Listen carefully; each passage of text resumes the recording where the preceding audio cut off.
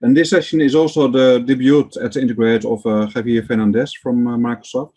And in his session, he is going to give us an overview of what all is happening with Azure Event Grid. So a warm welcome, please, for Javier. Over to you, Javier. Thank you very much, Lex, and thank you. Welcome everyone to this session. And let's jump into this session. In these, what I want to cover is this topic first. For those who are not probably aware of Event Grid, I want to share that with you. What is Event Grid? Why you should use Event Grid? And then we're going to get into the recently released features. I'm going to provide you with a demo with a prominent feature that we just released a couple of days ago.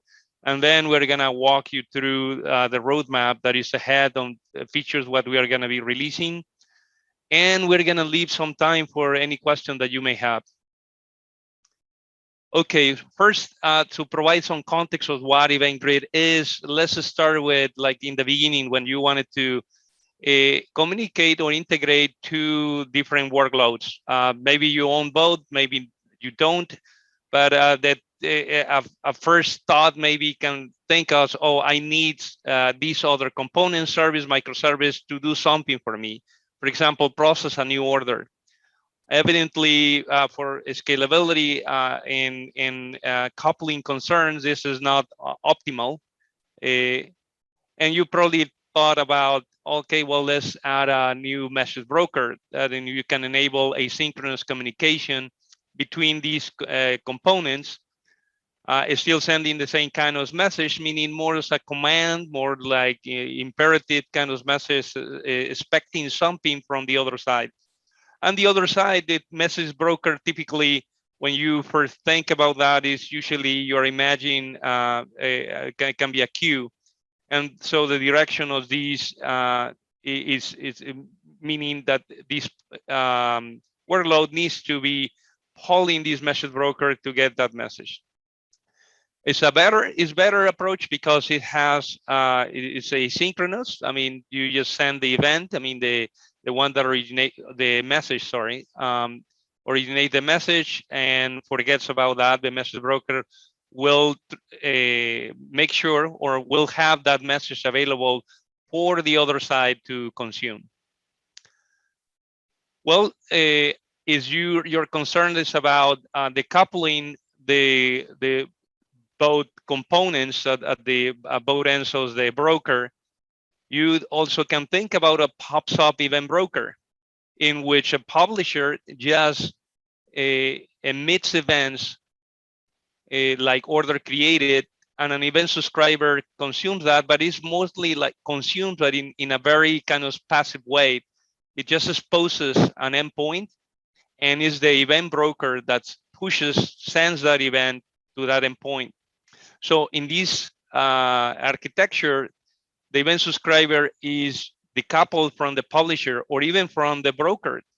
So in theory, you can replace the broker, and event subscriber doesn't need to be aware of that. And this is a better approach if you are looking for the coupling, for scalability, for maybe for distributed systems.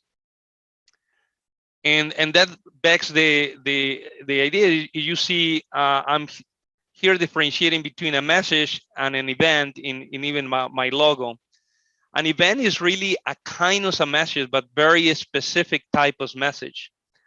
So an event is really an announcement of an occurrence that something happened. Usually that means that something happened in a state change in your system. It doesn't convey that much expectations about what to do with that. It just informs that something has happened in your system or in the source system. And doesn't carry that much information in it. So it contains the information about what is the subject of the event, meaning what this event is something changed, something was created. What is that thing? What is that resource? And then it usually contains a URL in which the recipient of that event can call to get more information.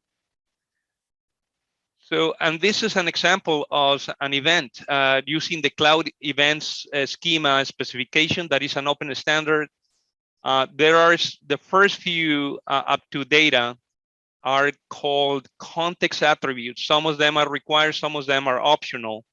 For example, there is type that is important, order created. You may want to filter by that and select it and send it to a specific destination.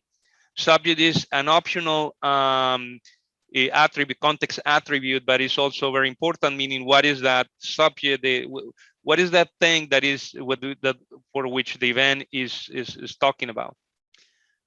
The data, the event data, the data object that you see here is that part of the event that is totally in control of you. You are the one that is developing a solution and is raising events. This is what you are going to be defining. And again, you will include here properties that are the minimum required to be actionable in the case for routing and do something with the event. For example, if you want to, if there are use cases in which orders, this is an order event, in which they need to go to a different destinations. So you may want to include something like this attribute is rush order. Why? Because you will use that to select the event and route it to a specific destination that you want. Okay, moving on. So an event broker is what you're seeing here. It has an input channel that exposes an endpoint to which a publisher sends events. It also has associated to that input channel configuration items for filtering, meaning selecting the events, and routing information, meaning to where the event should be sent. And it can be many of these associated to that input channel. For example, in here, we have API deployed to a Kubernetes cluster that is obviously exposes an endpoint, and we're sending that to it.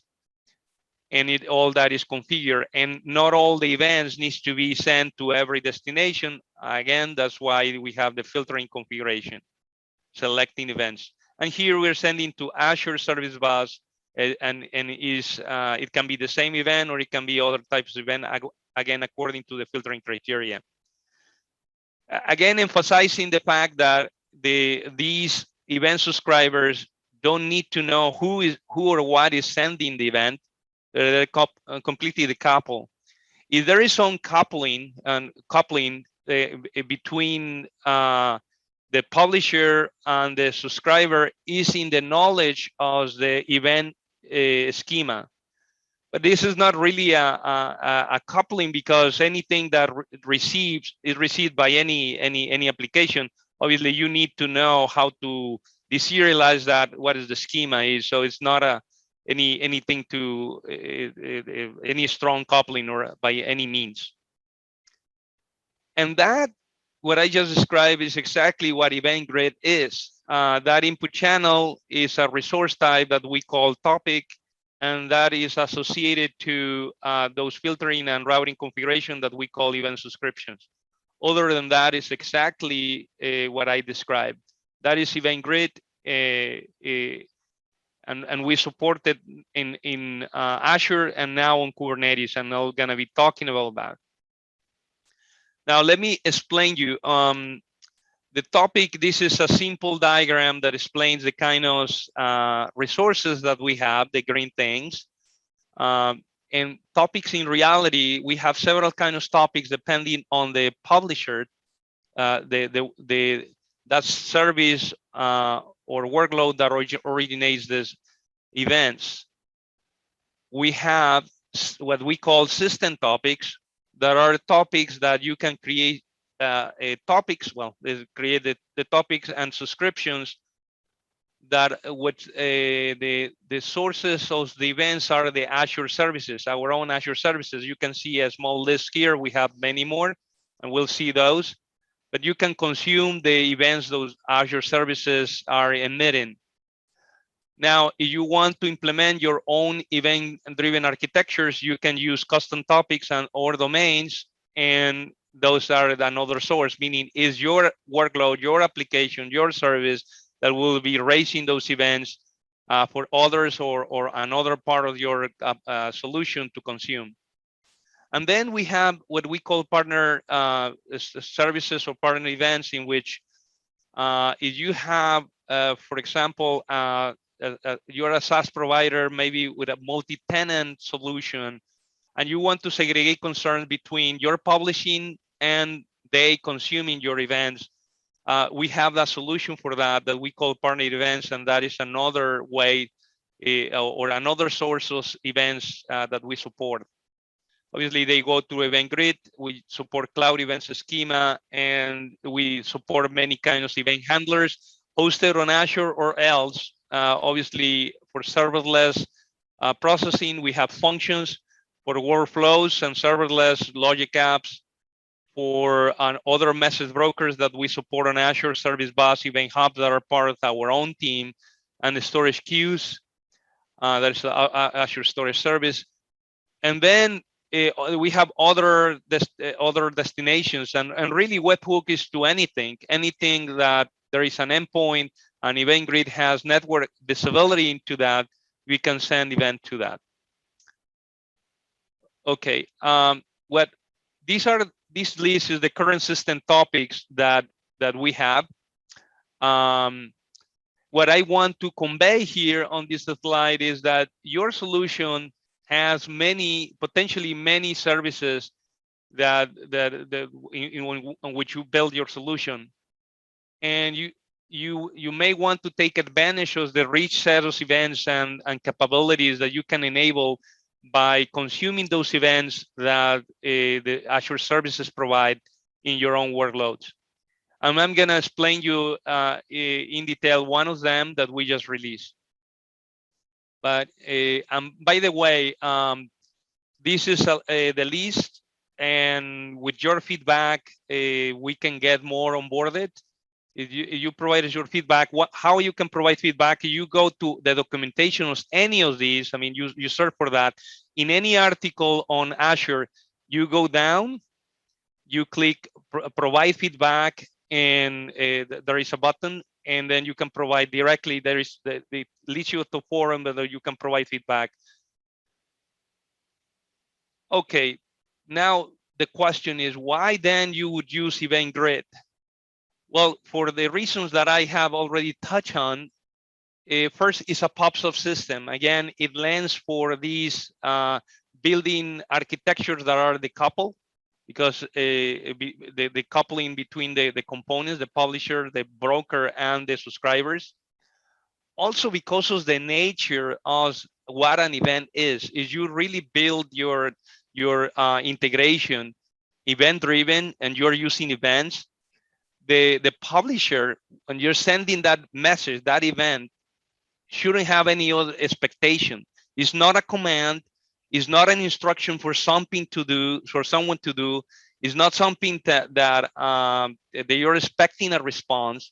Obviously, you're expecting a response that is committed to the broker, but beyond that, you're just announcing.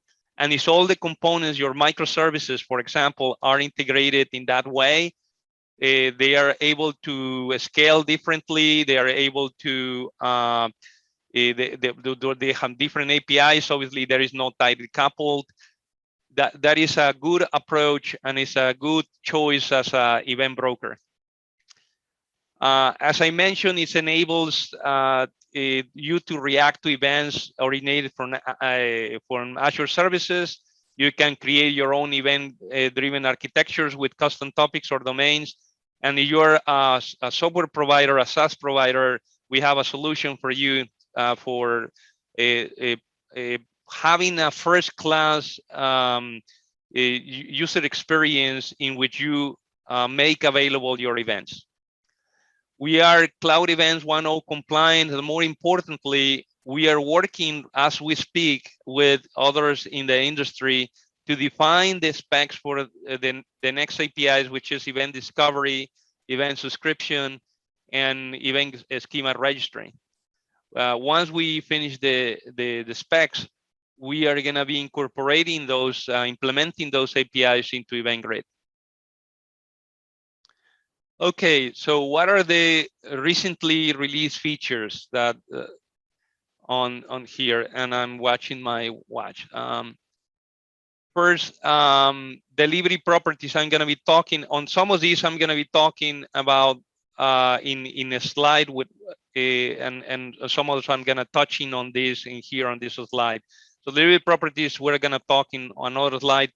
Time to leave. So when you're creating an event subscription and you're telling Event Grid that you want to send this event to a storage queue, now there is a parameter that you can set for the time to leave of that event or that message in the storage queue. So this was a feature that has been requested and we already implemented back in March. There is a set of advanced filters that we introduced and we'll be talking about that.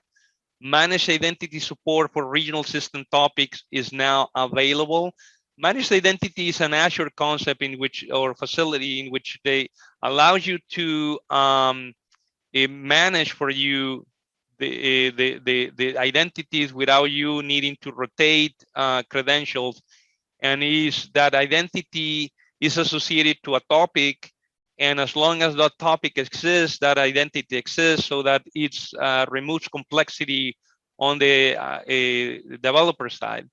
So it's available for regional system topics. There are a few system topics that are global, meaning that are associated to global resources. Most of them are regional, and we support now managed identity for that. Azure Redis Cache and Azure Policy as an event source, meaning as a system topic, has been released, and we'll be talking about that.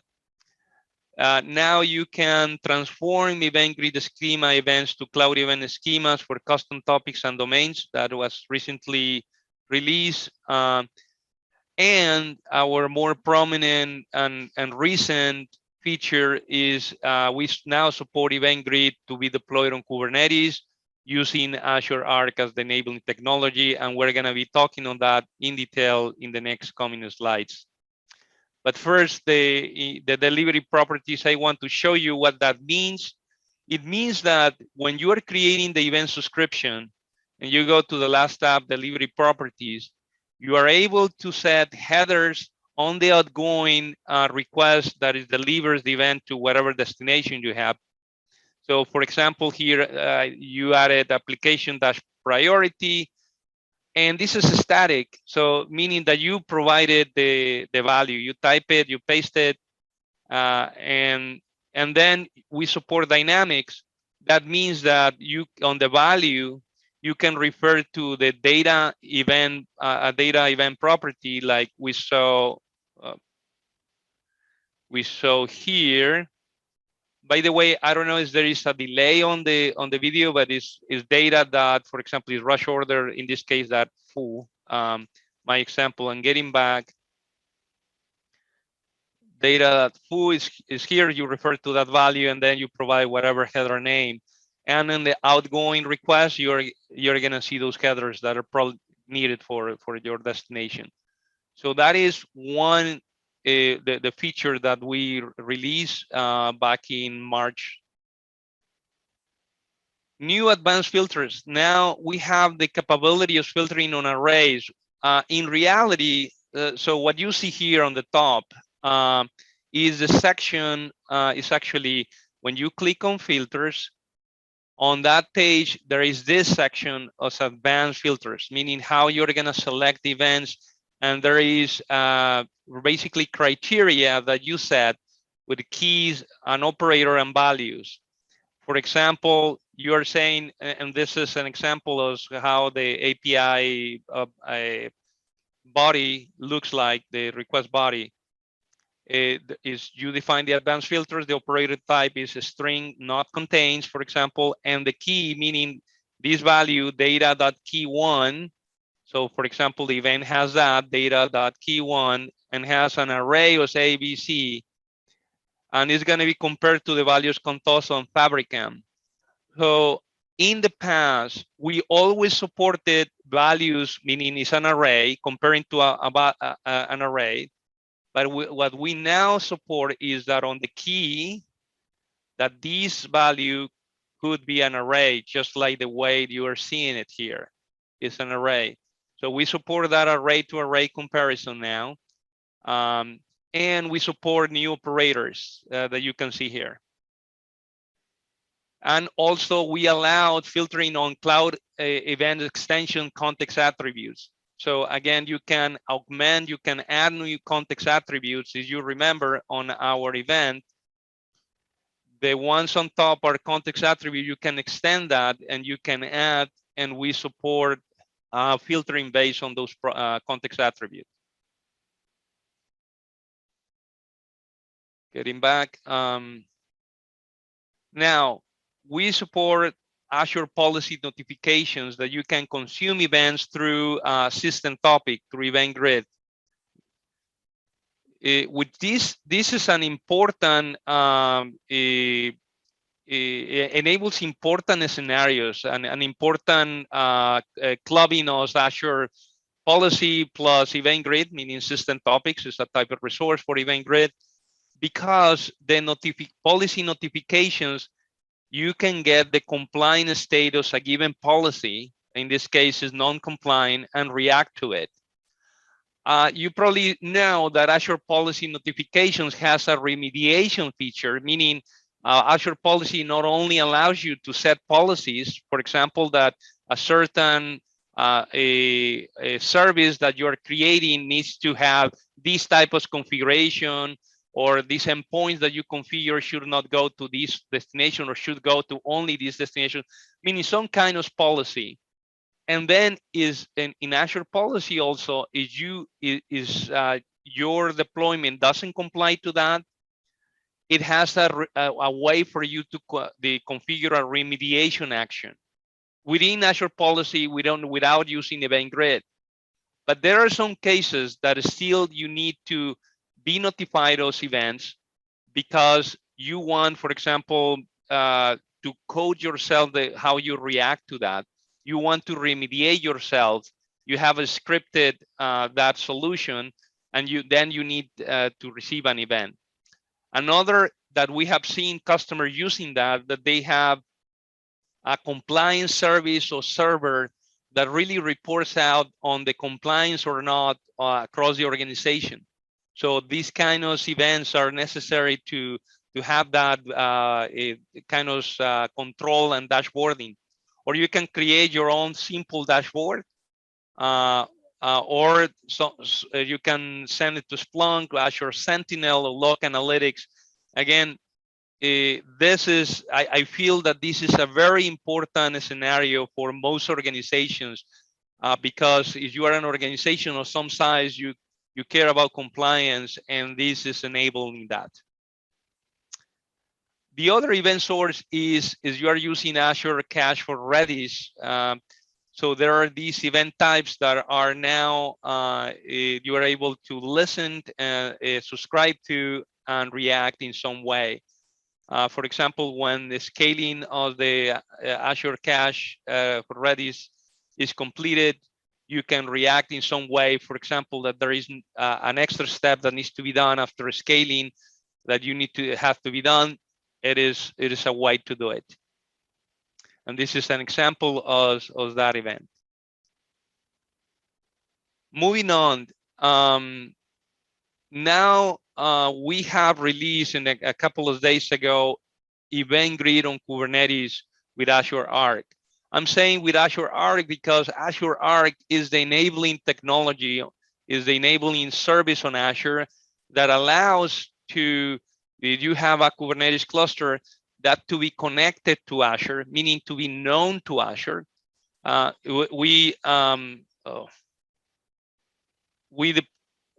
deployed some agents into your Kubernetes cluster so that there is a visibility through that mechanism.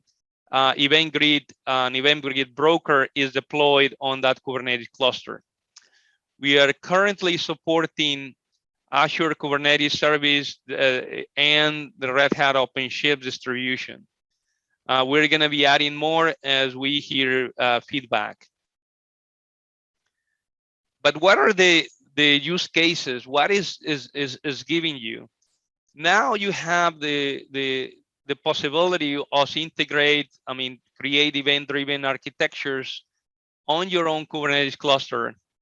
For example, you have pods, a service, a Kubernetes service, and sending those events to Event Grid so that they can deliver to one or more services pods on the same Kubernetes cluster. Or you can send them to Azure Functions, Logic Apps, or App Service. And I'm talking about here these services not on Azure, because Functions, Logic App, and App Service are also available and deployable to a Kubernetes cluster. So they are hosted on a Kubernetes cluster, and you can use that with the same control plane and data plane gestures as you have used them before. You can use them on Azure, on the Kubernetes cluster. So that is one scenario. The other scenario is a generalization of the first one, in which you have a private network, typically on-prem, but it can be on the cloud. And you have a publisher, well, this is a typo, running on-prem. Again, it can be on the cloud, but the fact is that it's outside the Kubernetes cluster, but it's in the same private network. And you need to, this is the source of the events, and you need to send events to Event Grid broker so that it can obviously send it to some other destinations. You can configure an ingest controller on Kubernetes cluster, and then our service, this is our component, and then goes to the broker. So this is one scenario, and from the perspective of really publishing events from where you can publish. Another one is where you can send them. Event Grid, obviously, from the Kubernetes cluster, as long as it has network visibility into an endpoint, it can deliver anywhere. You have on Azure Cloud, you can deliver to a service that is exposed to an endpoint on AKS. You can do that. You can send it to Event Grid itself on the cloud, or event hubs, or service bus functions, etc. Or anything that has an endpoint. Or it can be another cloud on-prem. Again, as it has network visibility, Event Grid can deliver to it.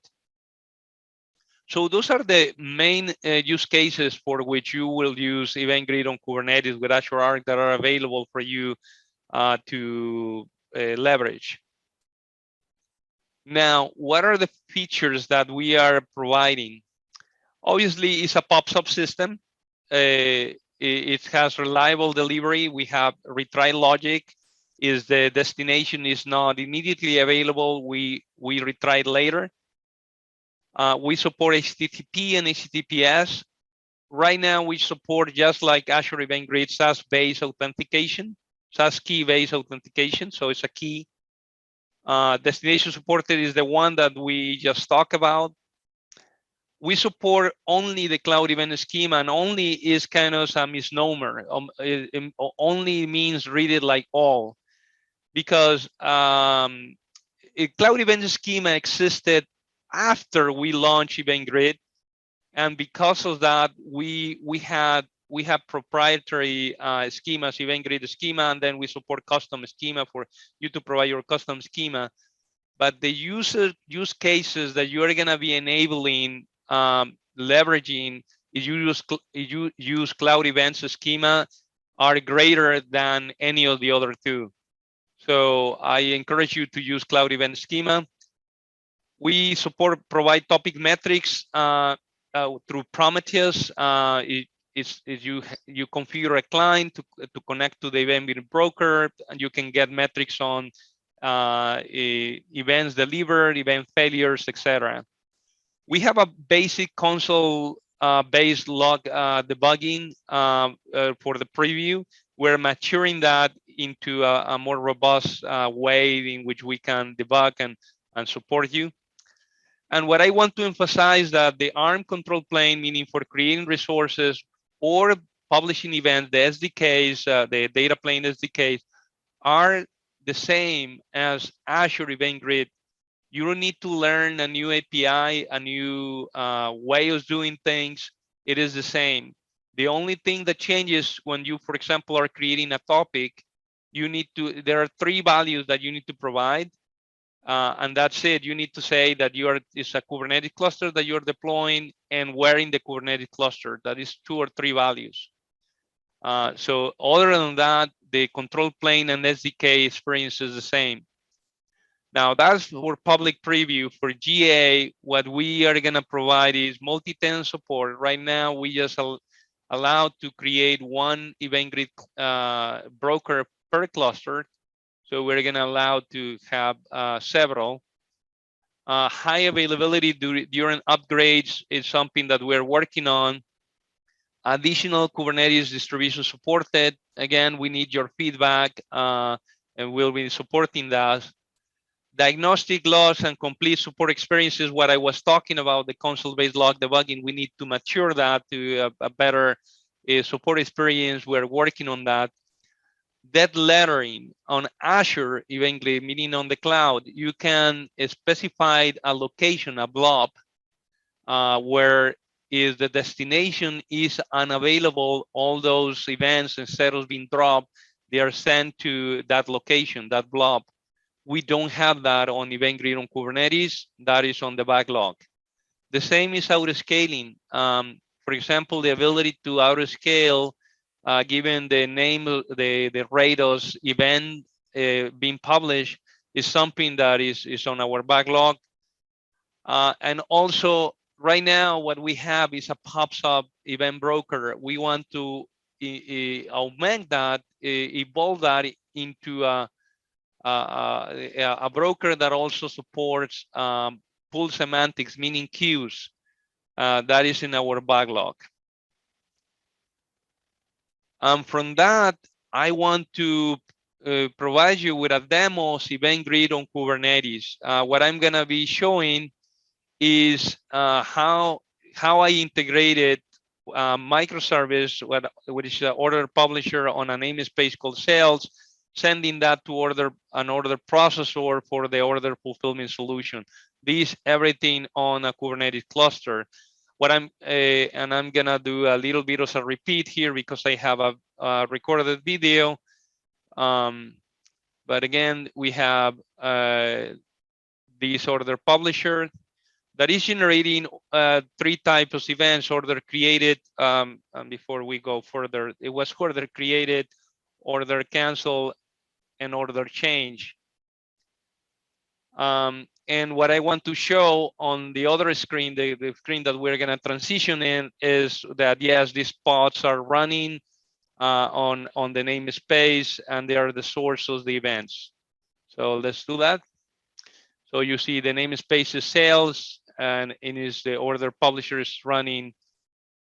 Now, there is a topic that is being exposed by the Event Grid broker that you configure. How you get the topics, you get topics, which is a resource also in Kubernetes. And the topic is topic 0401. And yeah, obviously that is the one that you're sending that to. Then you have the Event Grid broker with subscriptions that tells where to send that events to order processor service.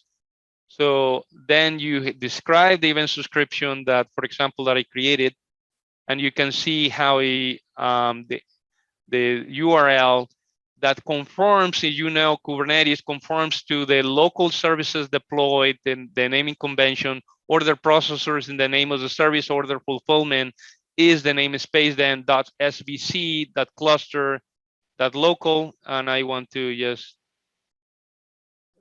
go back a little bit.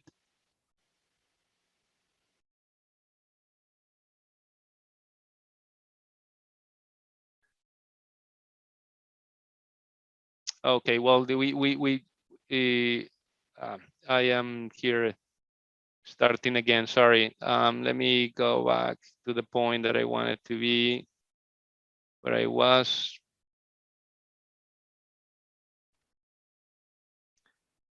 This is what I was saying. So if you deployed a service within the cluster, Kubernetes provides an internal DNS service and register the fully qualified domain name for, and with these domains as .svc, .cluster, .local for any service. So it is how you configure your destinations on the event subscription with this standard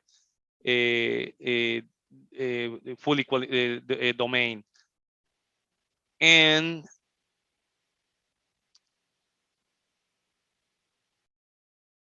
we're going to see that obviously the order processor is running.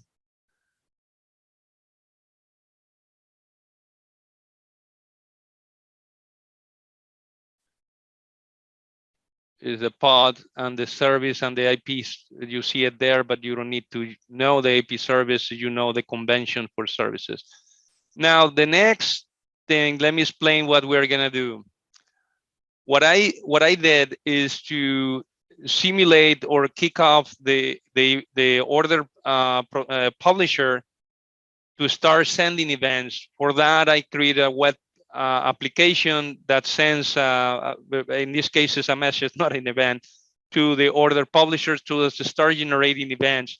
And on the right-hand side, what you see is the order processor. I'm going to be printing the logs, meaning following the logs, because all the events that are sent by the processor are consumed, are received by the order processor and printed on standard out.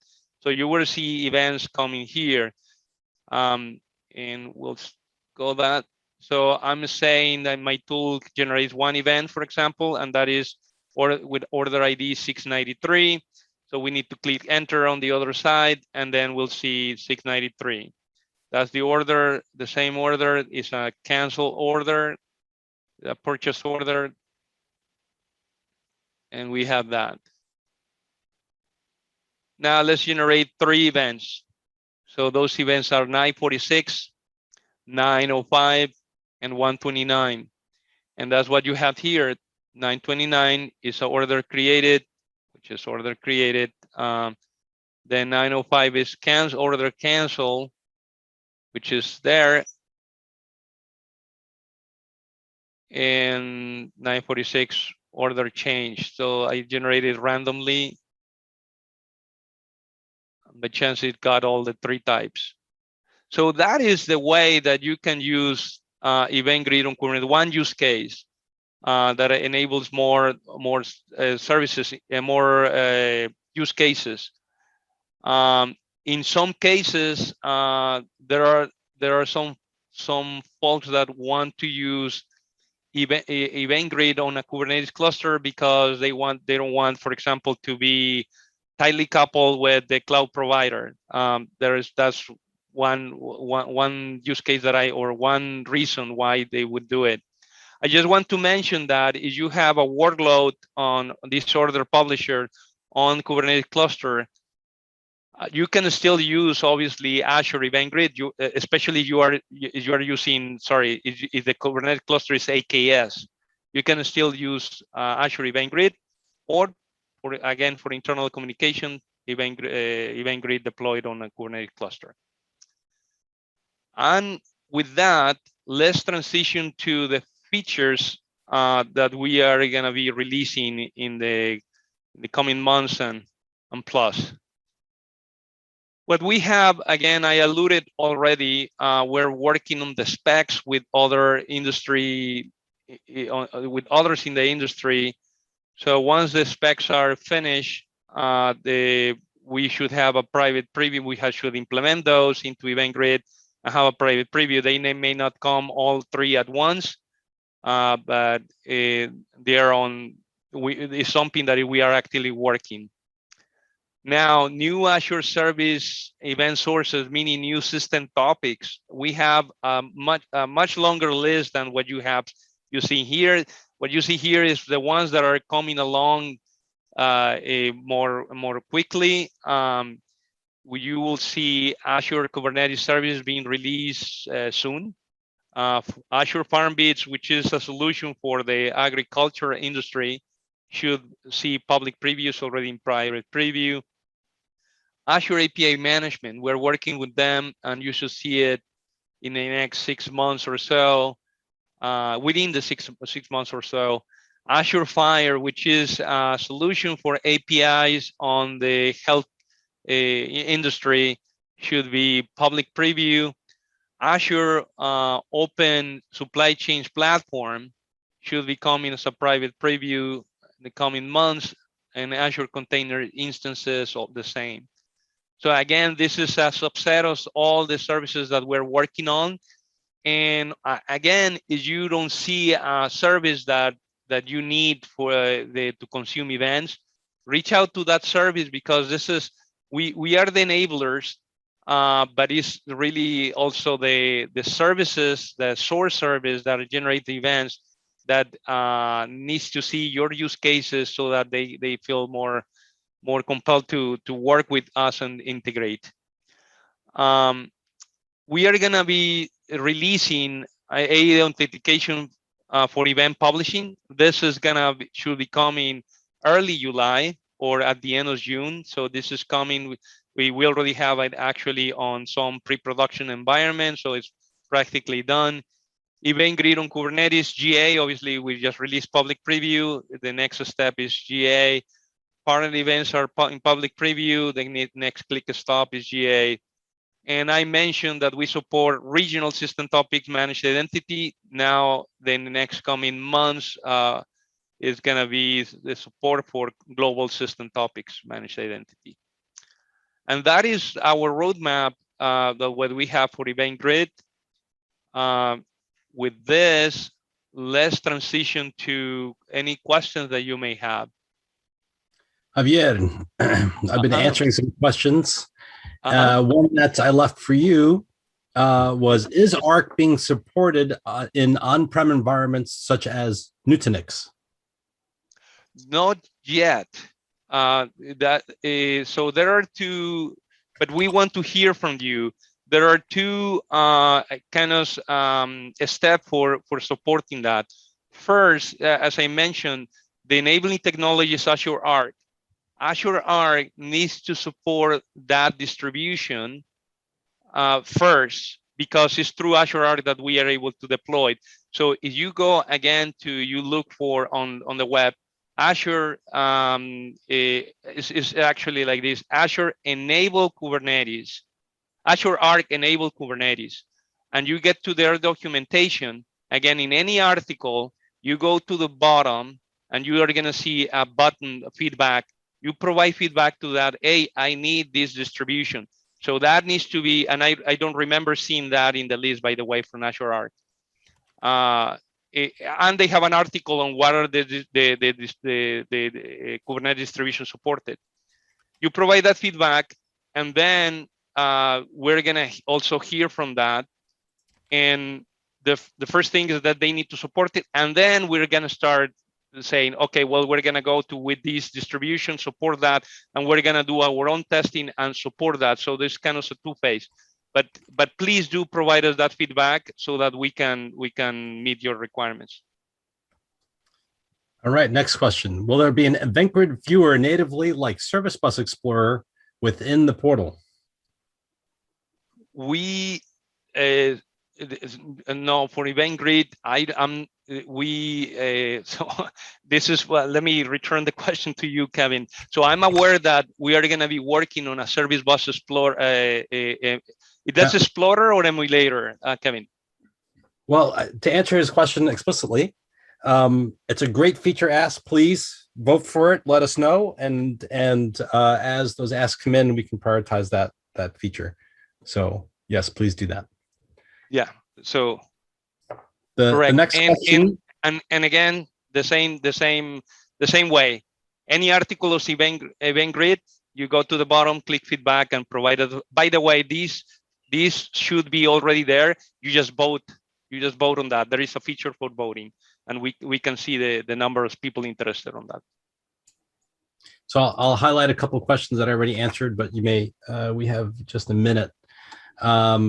There was a question about, you talking about CloudEvents, but what about the proprietary schema for Event Grid?